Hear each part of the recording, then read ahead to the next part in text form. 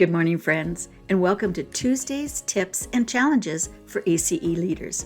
This is Robin Stevenson, and I am a legacy leader and CEO of Seasonal Pathways. I have a challenge for you today, and it comes from a recent personal experience.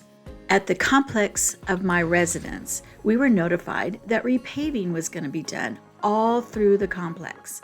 Now, this is not uncommon, especially during this time of the year. It really is necessary, and it is wanted. We don't want to have those potholes and cracks and, things that can damage our car. However, the way the information was communicated was very poor. It didn't make sense. There needed to be a lot of clarification, and we didn't get it. This caused a lot of confusion, and there were punitive consequences if you didn't follow the directions, which again, were not clear. And what this did was it led to a lot of personal inconveniences, things that were unnecessary. And this led to personal gripes and conversations that were not in the best of light of the management. Now we can talk about the importance of leadership communication and the steps to ensure that happens on another podcast.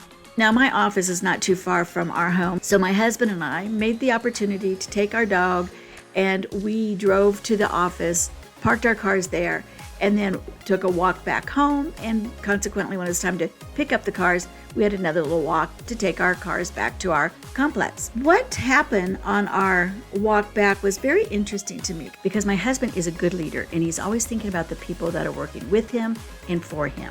And he said, they should have had coffee and donuts or something out here that said, "We apologize for the inconvenience. Thank you for being patient.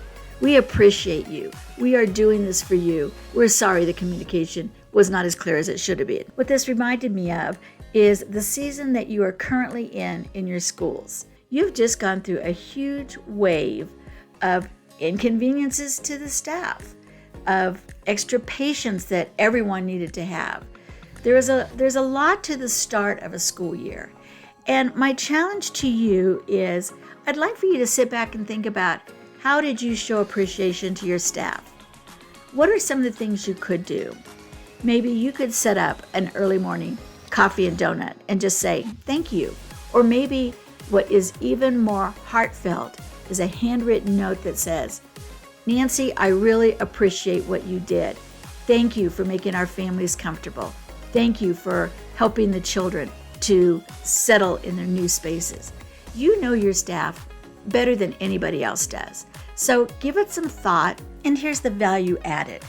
Have a notebook where you record all of the things that you do this year. Things like this appreciation to the teachers for the new school year.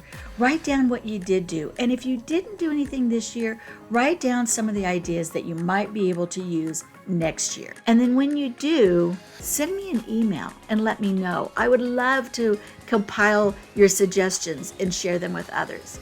So you can send me an email at robin@seasonalpathways.com. You can watch for these shared responses on our Facebook page. So on Monday, we're giving you motivational tips. On Tuesday, we're giving you these leadership tips. And then on Thursdays, we are providing a podcast. So bear with us. We're new at this, but we're getting them out there as soon as we can. And here's how you can help. If you have an idea, share it with us. If you want to be on one of our vodcasts or a podcast, let me know about that at robin@seasonalpathways too.